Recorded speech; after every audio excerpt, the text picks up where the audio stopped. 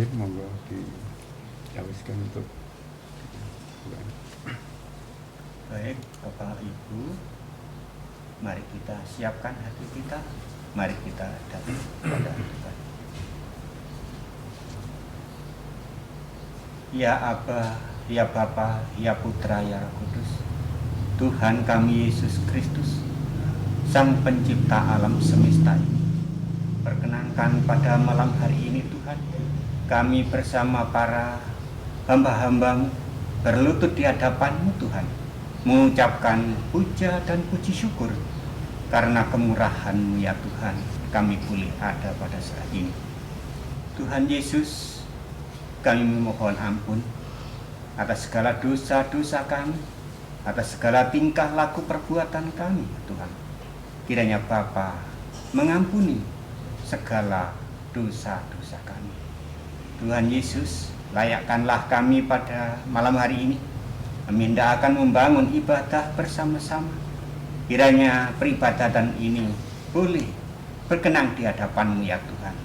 Siapkan kami, hati kami, pikiran kami ya Tuhan, masing-masing, terutama para hamba-hamba-Mu yang Mu pakai untuk menjabarkan karya-Mu ya Tuhan. Begitu juga saudara-saudara kami yang ikut ambil bagian di dalam pelayanan. Kami bermohon Tuhan yang menyertai dan memberkati, sehingga berkenan di hadapan-Mu ya Tuhan.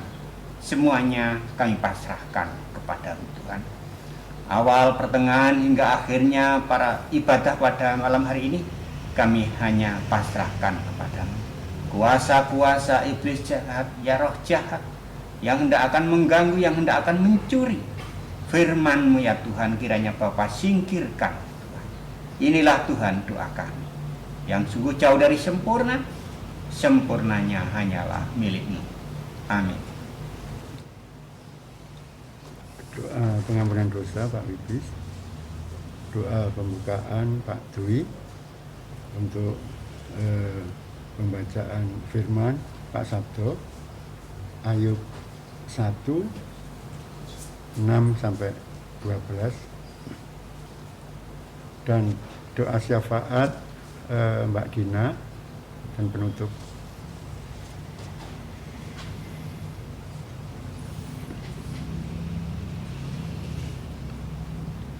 Shalom alaihim bisem biswa hamasya. Alaihim shalom bisem biswa hamasya.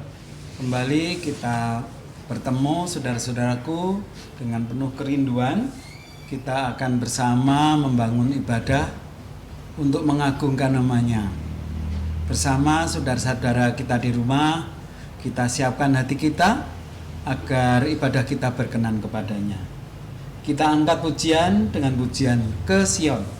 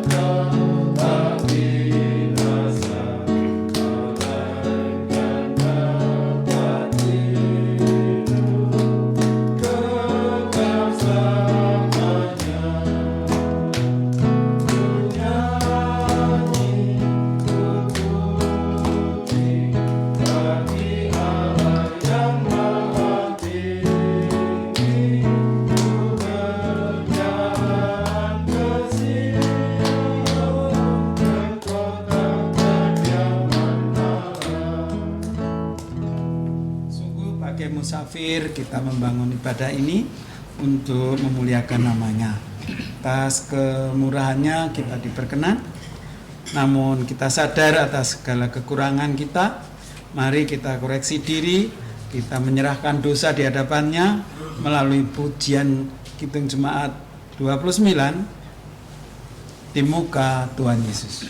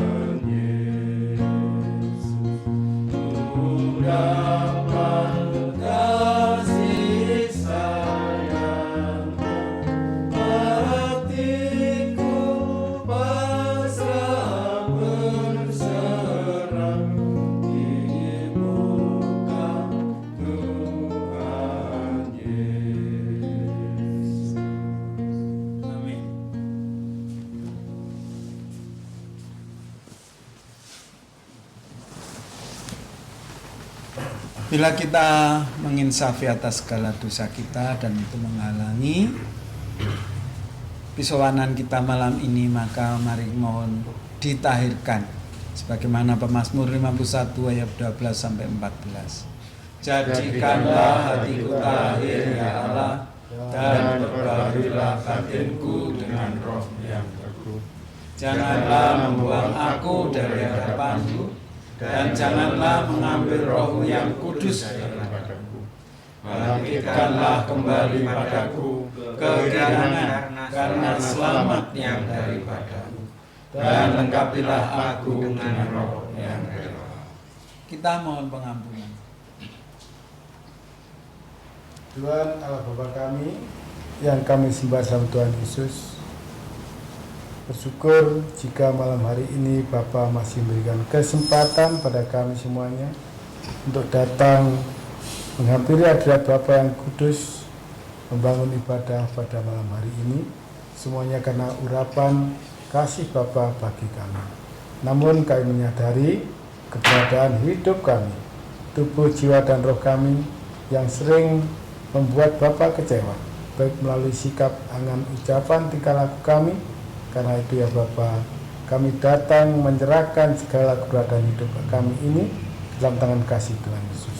Kiranya Tuhan Yesus berkenan mengampuni segala dosa-dosa dan pelanggaran kami, sehingga kami boleh Bapa layakkan mengampuni tata Bapa yang kudus malam hari ini. Terima kasih ya Tuhan Yesus, kami percaya hanya darah dan kuasa Tuhan Yesus kami telah beroleh pengampunan. Terima kasih Tuhan Yesus. Haleluya. Amin. Sungguh Tuhan Yesus sangat penuh belas kasih dan pengampunannya luar biasa. Oleh karena itu dengan rasa syukur kita masuk ke ruang Maha Kudus. Masuk ruang Maha Kudus.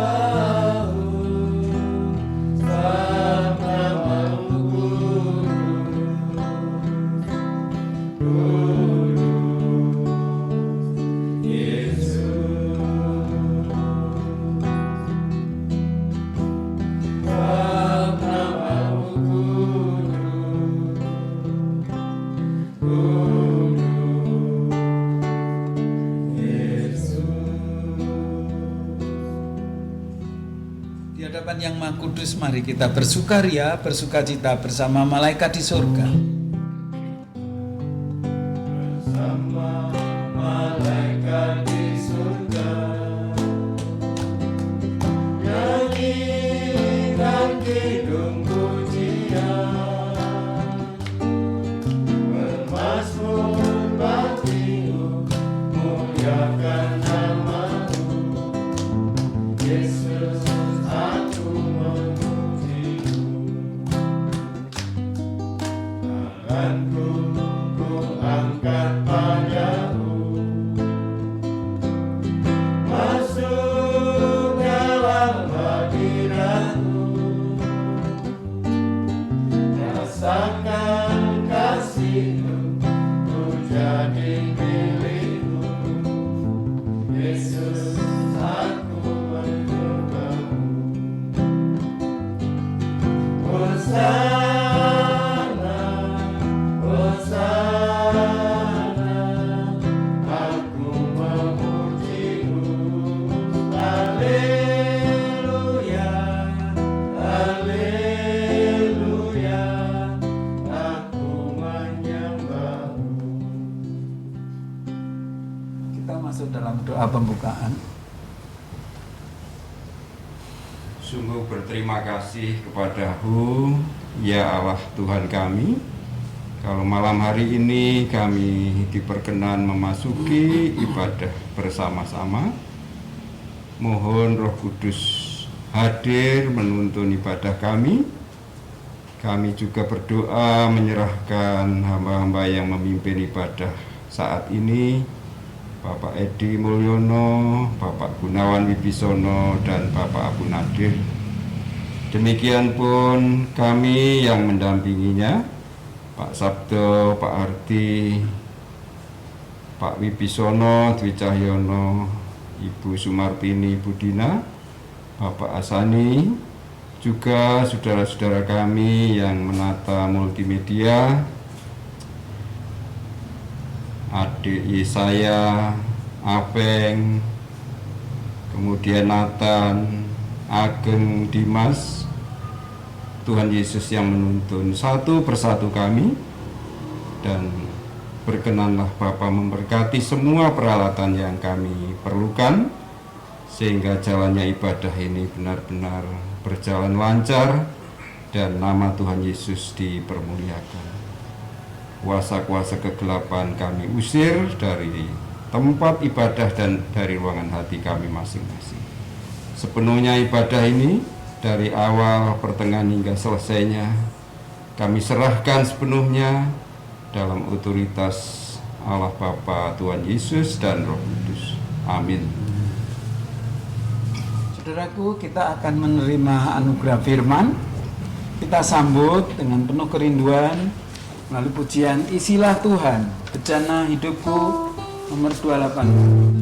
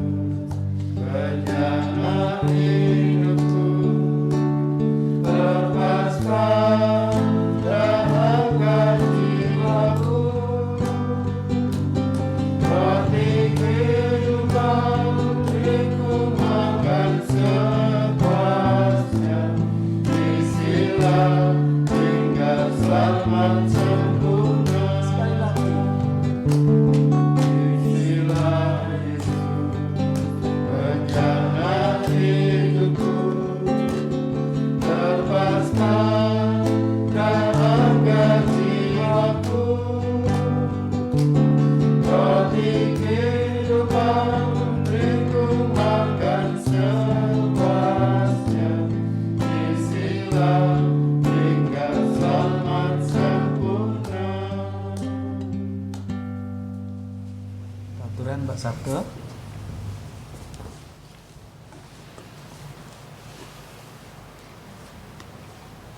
Terpujilah Allah Bapa di surga, Tuhan Yesus Kristus dan Roh Kudus.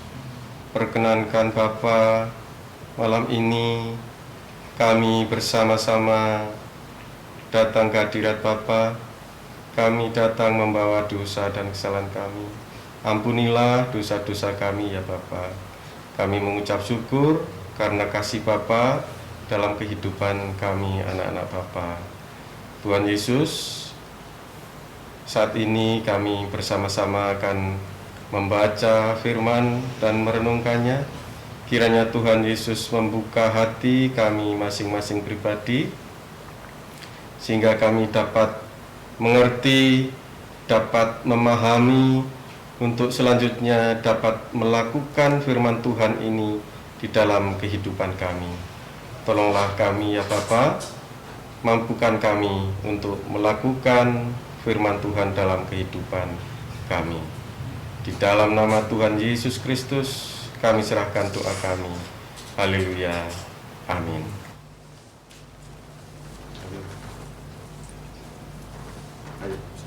Ayat 1, 6 sampai 12. Ayub 1 ayat 6 sampai 12. Yang demikian firman Tuhan. Pada suatu hari datanglah anak-anak Allah menghadap Tuhan, dan di antara mereka datanglah juga iblis. Maka bertanyalah Tuhan kepada iblis, "Dari mana engkau?" Lalu jawab iblis kepada Tuhan, "Dari perjalanan mengelilingi dan menjelajah bumi." Lalu bertanyalah Tuhan kepada iblis, "Apakah engkau memperhatikan hambaku Ayub? Sebab tiada seorang pun di bumi seperti dia, yang demikian saleh dan jujur, yang takut akan Allah dan menjauhi kejahatan." Lalu jawab iblis kepada Tuhan, "Apakah dengan tidak mendapat apa-apa Ayub takut akan Allah? Bukankah engkau yang membuat pagar sekeliling dia dan rumahnya serta segala yang dimilikinya?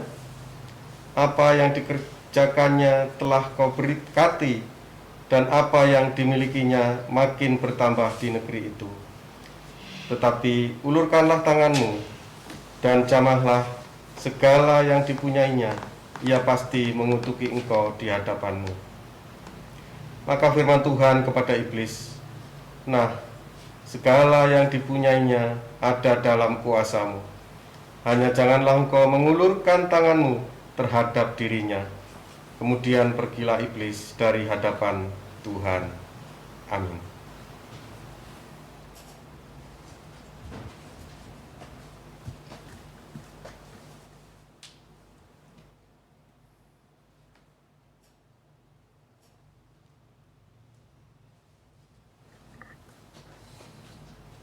Shalom Aleichem, Bishem Yeshua HaMashiach. Kiranya kasih karunia Allah Bapa, Putra dan Roh Kudus dicurahkan atas kita semuanya, baik yang ada di ruangan ini maupun yang di rumah masing-masing. Bapak Ibu saudara sekalian, bersyukur bahwa pada malam hari ini kita masih diberi kesempatan untuk membaca bahkan merenungkan firman Tuhan melalui kitab Ayub yang barusan dibacakan, Ayub 1, 6 sampai dengan 12. Kita tahu bahwa kalau kita mendengar nama Ayub, mungkin jauh berbeda dengan kalau kita mendengar nama Abraham, nama Daud, nama Musa gitu ya. Karena di dalam nama Ayub ini terkandung suatu kesedihan yang amat besar. Karena Ayub ini sesungguhnya adalah seorang laki-laki yang saleh dan jujur. Dikatakan berasal dia dari tanah Uz. Kemudian dia ini takut akan Allah, menjauhi kejahatan, dan dalam segala hal dia tidak ingin berdosa. Bahkan tidak hanya dia, tapi pada seluruh anggota keluarganya. Karena pada bagian yang lain dikatakan dia ini adalah orang yang terkaya di sebelah timur.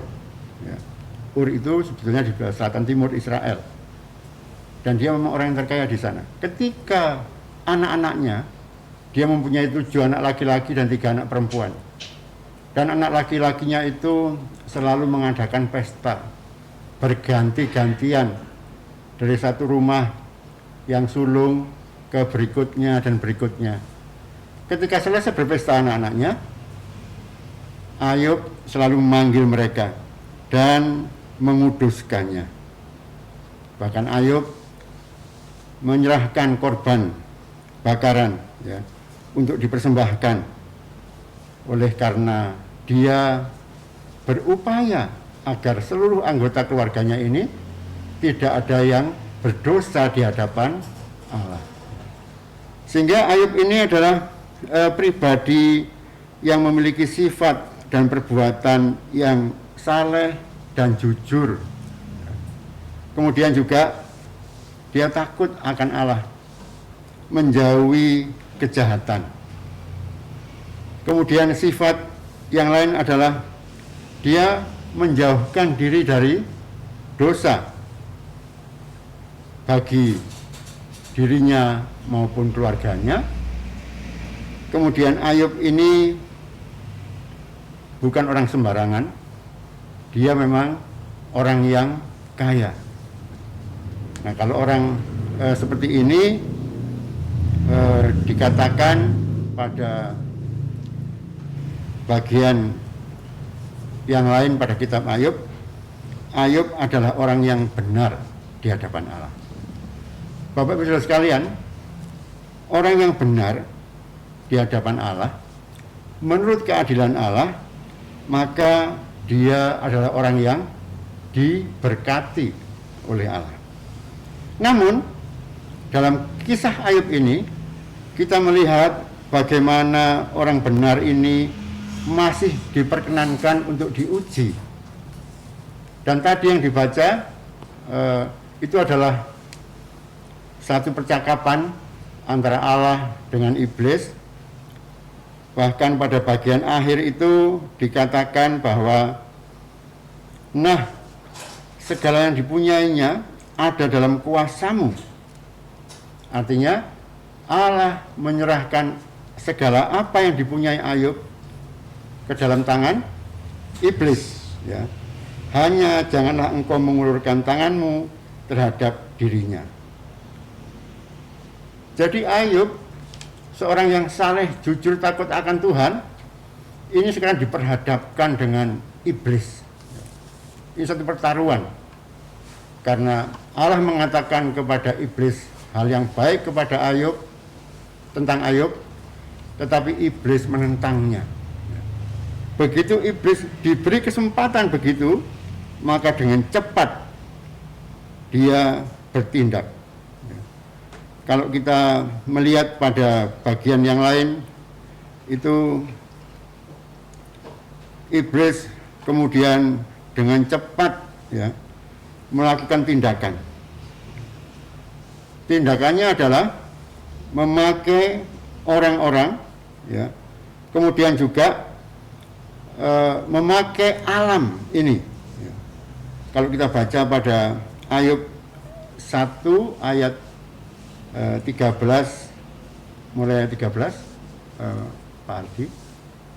Ayub 1 ayat 13. Pada suatu hari, ketika anak-anaknya yang lelaki dan yang perempuan makan-makan dan minum anggur di rumah saudara mereka yang sulung, datanglah seorang pesuruh kepada Ayub dan berkata, sedang lembu sapi membajak dan keledai-keledai betina makan rumput di sebelahnya, datanglah orang-orang Seba menyerang dan merampasnya serta memukul penjaganya dengan mata pedang.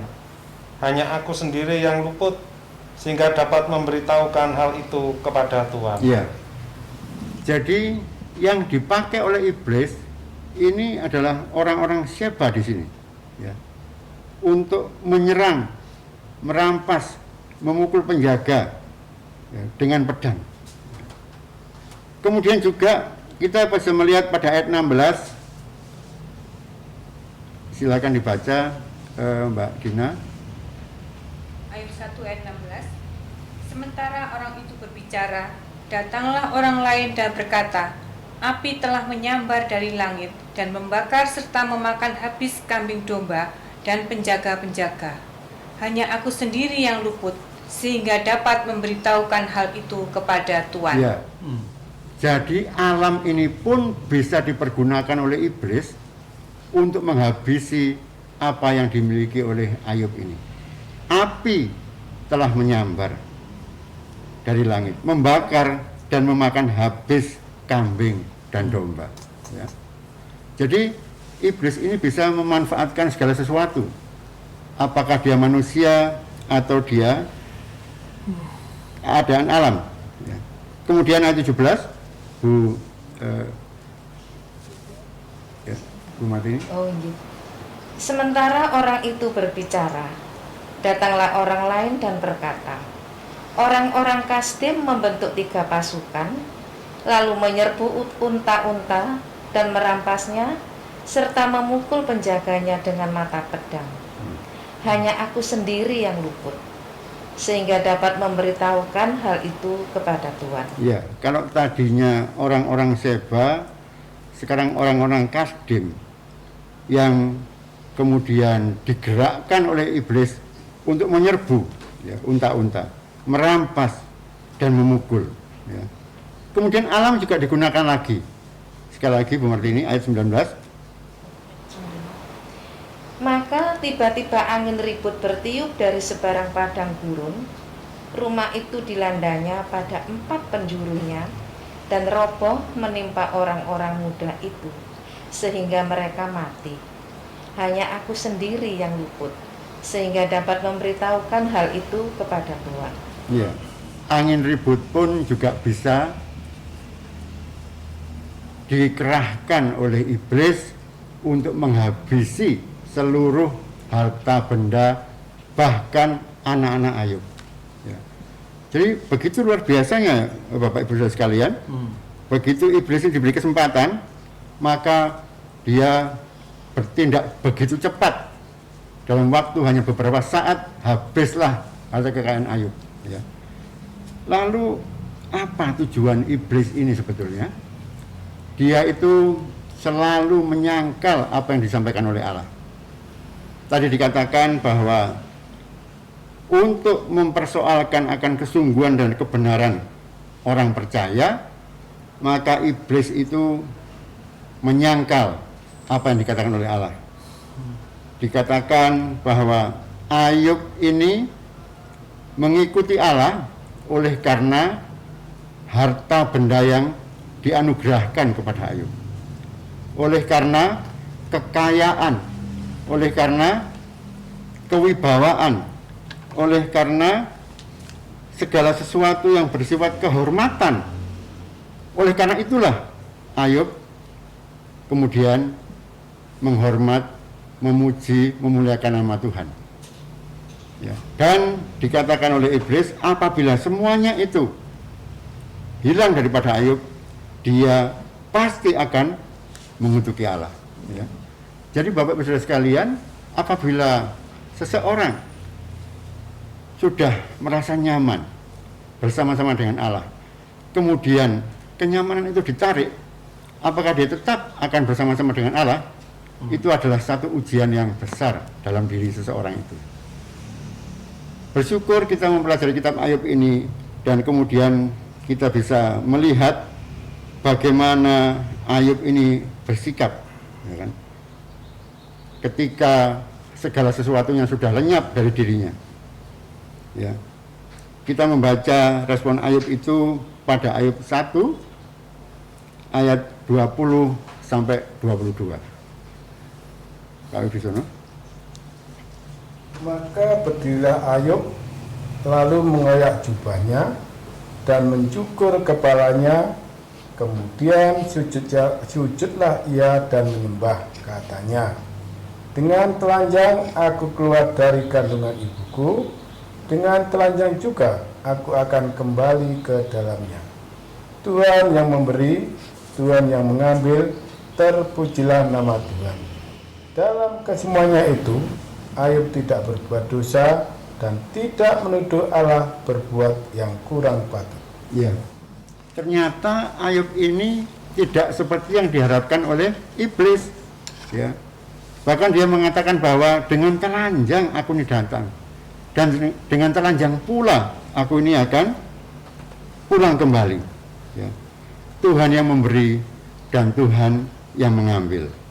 Dan ditegaskan bahwa dalam kesemuanya itu Ayub tidak berbuat dosa dan tidak menuduh Allah berbuat yang kurang patut.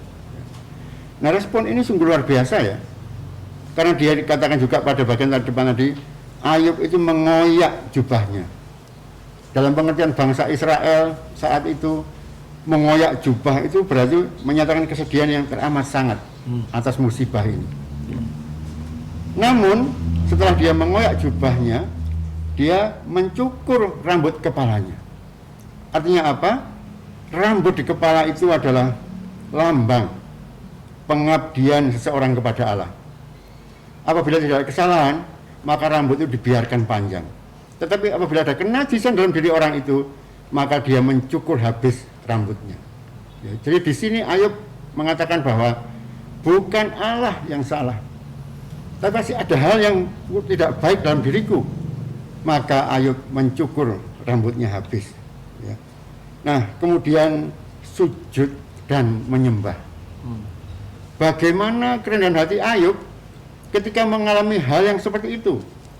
Orang yang kaya raya, terkaya di satu wilayah, kemudian jatuh, habis hartanya, anaknya semua mati, bahkan dia kena penyakit, ya.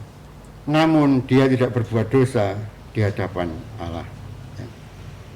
Jadi Bapak Ibu Saudara sekalian, kita bisa membayangkan apabila dalam kehidupan kita saat ini ada hal-hal yang bersifat serupa dengan keadaan Ayub kita alami dalam kehidupan yang saat ini, maka kita juga harus belajar dari Ayub ini, ya. Kita harus menerima Allah, ya. Bahkan apa yang menimpa kita, kita harus tetap berdoa, memohon belas kasih karunia, dan dimampukan untuk melewati pergumulan itu bersama-sama dengan Allah, ya. Demikian juga tidak bereaksi negatif terhadap Allah, ya. Tidak menghujat, tidak mengata-ngatai Allah, dan tidak menjauh daripada Allah. Karena pergumulan orang benar itu pasti mendapat jawaban dari Allah. Kita baca pada ayat 42 ayat 5, Pak Dwi. Setelah Ayub bergumul sekian lama, ya, maka pada akhirnya dia tahu sesungguhnya apa maksud dari Allah memperkenan dia mengalami pergumulan yang begitu berat itu. Ayub 42 ayat 5. Ayub 42 ayat 5. Hanya dari kata orang saja aku mendengar tentang engkau, tetapi sekarang mataku sendiri memandang engkau. Ya. Jadi ternyata dulunya iman yang timbul menjadi satu perbuatan taat dari Ayub itu oleh karena hanya dari kata orang saja Ayub mendengar. Namun pergumulan panjang yang dialami oleh Ayub ini kemudian menjadikan dia mengatakan, tetapi sekarang mataku sendiri memandang engkau. Ya. Ternyata pergumulan ini tidak menjatuhkan Ayub, melainkan semakin mendekatkan Ayub kepada Allah. Ya. Kondisi keterpurukan Ayub itu memang berjalan cukup panjang. Bahkan ada 3 orang sahabat yang ingin menghibur, yang ingin menasihati Ayub, yaitu Elifas, Bildad, dan Sofar. Ya. Ketiga sahabat ini berusaha menguatkan Ayub, ya, dengan memberikan wejangan-wejangan, dengan memberikan nasihat-nasihat. Namun Ayub merasa bahwa semua itu belum memuaskan dirinya, hingga ada seorang yang bernama Elihu. Ya, Elihu ini adalah anak dari Berahel, dari suku Ram. Ya, memang tidak banyak disebutkan dalam Alkitab, namun Elihu inilah yang kemudian menyatakan kepada Ayub bahwa kesemarakan Allah itu luar biasa, Namun kita sebagai manusia, termasuk kamu Ayub, itu penuh dengan keterbatasan. Oleh karenanya kita tidak bisa menduga apa yang menjadi kehendak Allah, rancangan Allah kepada diri kita. Namun Tuhan itu mendidik manusia melalui penderitaan demi penderitaan. Dan melalui Elihu inilah Ayub kemudian percaya, ya memang aku mengakui bahwa apa yang aku alami ini merupakan didikan dari Allah. Bapak Ibu Saudara sekalian, iblis itu masih tetap bersifat yang sama kepada kita saat ini. Dia masih menuduh kita, ya. Dia masih menghakimi kita bahwa kita itu penuh dengan kekurangan, kesalahan dan dosa. Dan iblis itu mencatat setiap langkah kehidupan kita yang salah dan selalu mengolok-olok kita. Tapi bersyukurlah karena kematian Kristus telah mengalahkan iblis. Sehingga dengan demikian kita bisa mendapatkan satu kekuatan. Teladan hidup Kristus telah jelas-jelas menunjukkan bagaimana sikap yang harus kita lakukan terhadap iblis ini. Kita baca pada Matius 4 ayat 10 Pak Edi.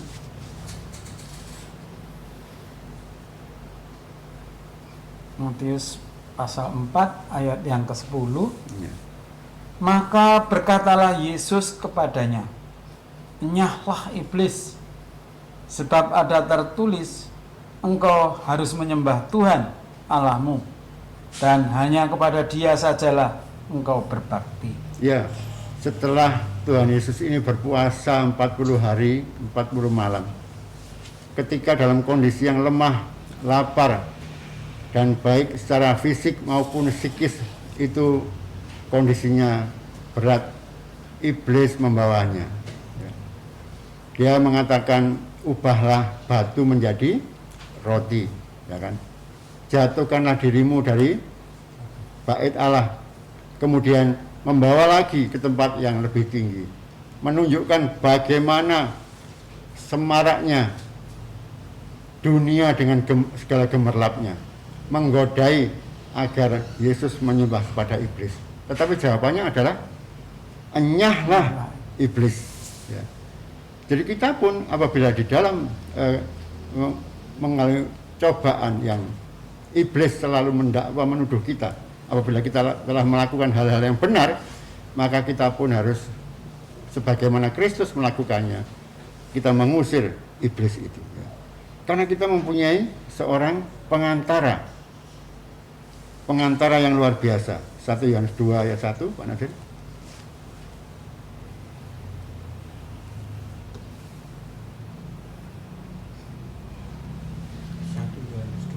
1 Yohanes 2 ayat 1.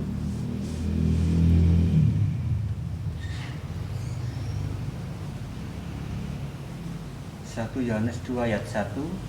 Anak-anakku, hal-hal ini kutuliskan kepada kamu, supaya kamu jangan berbuat dosa. Namun jika seorang berbuat dosa, kita mempunyai seorang pengantara pada Bapa, yaitu Yesus Kristus yang adil. Ya. Jadi kita punya pengantara, ya, yang adil, yaitu Yesus Kristus. Kepadanya sajalah kita berlari dan memohon pertolongan. Ya.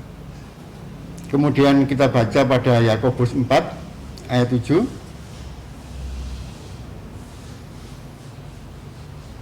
Ini adalah satu metode, ya, cara bagaimana kita melawan kuasa-kuasa iblis. Pak Sabdo, Yakobus 4 ayat 7. Yakobus 4 ayat 7. Karena itu tunduklah kepada Allah dan lawanlah iblis, maka ia akan lari daripadamu. Ya. Jadi caranya adalah kita tunduk kepada Allah, kemudian melawan iblis. Jadi sesungguhnya yang melawan siapa? Yang melawan iblis adalah Allah sendiri. Ya, karena kita tunduk kepada Allah, menyerahkan segala cobaan ini kepada Allah, maka iblis itu akan lari daripada kita. Ya. Satu ayat lagi, Wahyu 12 ayat 10 sampai 11a. Wahyu 12 ayat 10 11a.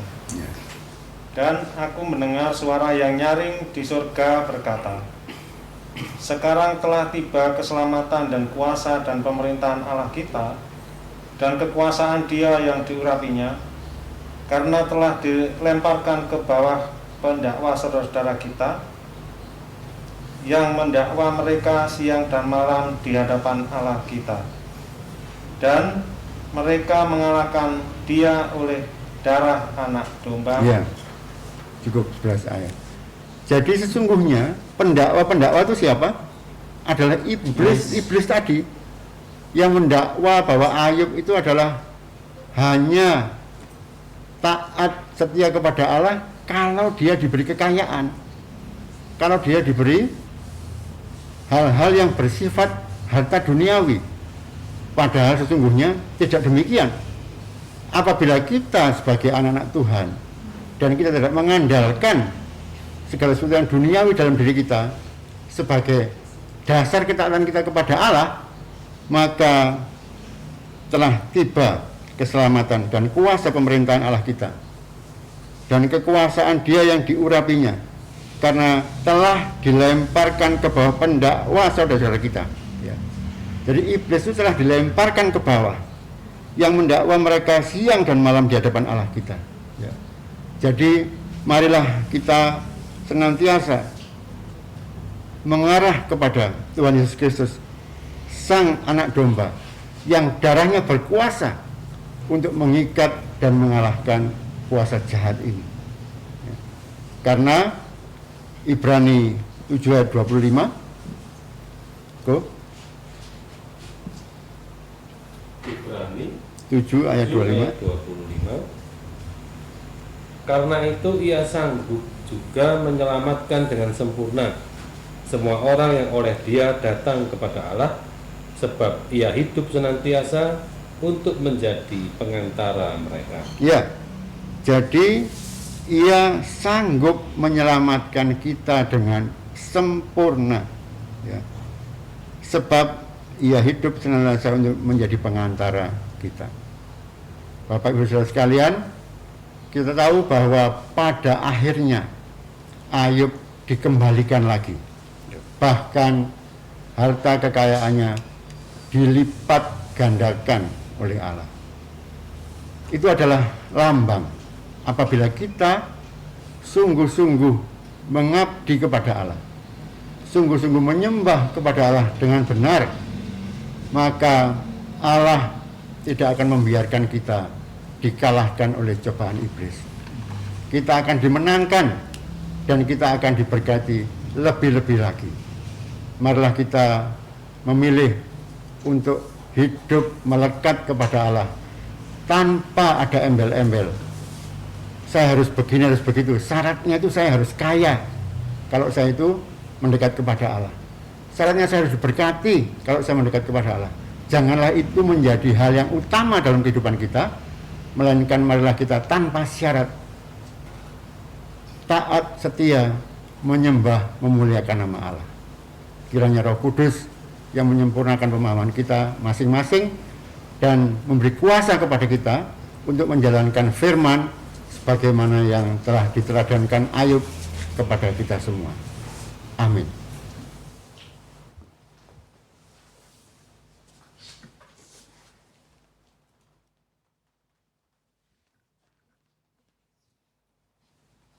Saudara-saudaraku, sungguh firman menguatkan kita, mengingatkan kita juga bahwa dalam menghadapi tantangan-tantangan kehidupan ini yang boleh digoda oleh kuasa kegelapan iblis maupun atas kelemahan diri kita akan menang bila kita memandang Tuhan Yesus yang telah menang.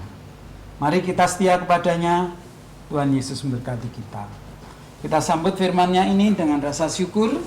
Kita juga mempersembahkan persembahan kita dengan pujian Sebab Dia Hidup, Kidung Jemaat nomor 100, Kidung Puji Sang Raja nomor 164.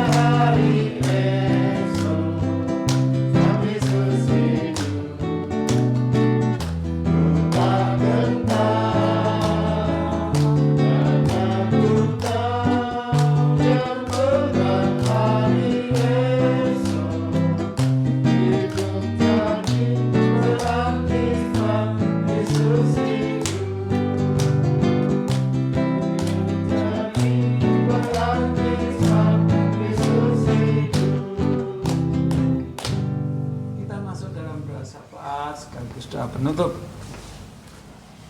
Mari kita menyiapkan hati untuk berdoa. Segala puji syukur kami haturkan kehadirat-Mu ya Bapa, karena sungguh besar kasih Tuhan Yesus dalam menuntun dan menyertai kami di dalam beribadah di malam ini. Terlebih Bapa juga telah memberkati kami dengan firman. Ya Tuhan Yesus, mohon penyertaan-Mu sehingga firman yang sudah kami terima ini dapat kami lakukan, sehingga iman percaya kami semakin teguh di dalam Tuhan Yesus. Ya Tuhan Yesus, saat ini kami hendak berdoa syafaat. Kami menyerahkan persekutuan doa yang telah Bapa bentuk, baik di kota-kota Jawa Timur, Jakarta, Ambon, Makassar, Yogyakarta. Berkati para imam Soko Guru Piranti yang telah Bapa tetapkan. Kiranya Bapa mampukan di dalam menjalankan tugas dari Tuhan Yesus untuk mendampingi para jemaat yang ada saat ini, sehingga kami ini tetap kuat dan setia pada Tuhan Yesus. Demikian juga untuk para imam yang sudah sepuh dan juga Bapak berkenan mengalami kelemahan tubuh. Bapak, kiranya Bapak juga menyertai kehidupannya sehingga tetap bisa menjalankan tugas dari Tuhan Yesus. Kami juga menyerahkan bangsa dan negara kami dengan segala keberadaannya saat ini yang masih Bapak berkenan mengalami pandemi dan juga bencana alam ataupun permasalahan-permasalahan yang lainnya. Pimpin kami ya Bapa, mohon hikmat-Mu sehingga bisa menjalankan tugas ini dengan baik seturut dengan kehendak Tuhan Yesus. Demikian juga gereja-gereja dimanapun, berkati para pendeta, pastor dan juga para pekerja yang lainnya. Kiranya Bapa mampukan di dalam mendampingi para jemaat yang ada sehingga imannya tetap kuat di dalam Tuhan Yesus. Tuhan Yesus, kami juga tak lupa, kami telah mengumpulkan iuran sukarela sebagian kecil dari berkat yang Tuhan Yesus berikan. Berkati ya Bapa, mohon sucikan dan kuduskan. Kami juga mohon pengampunan apabila di dalam beribadah di malam ini banyak hal yang tidak berkenan. Kiranya Bapa sendiri yang menyempurnakan. Apapun yang menjadi kegiatan kami selanjutnya, kami tetap bermohon penyertaan-Mu ya Tuhan Yesus. Ya Tuhan Yesus, demikianlah seluruh doa kami yang jauh dari sempurna, dan kami tutup dengan doa yang telah Bapa ajarkan kepada kami.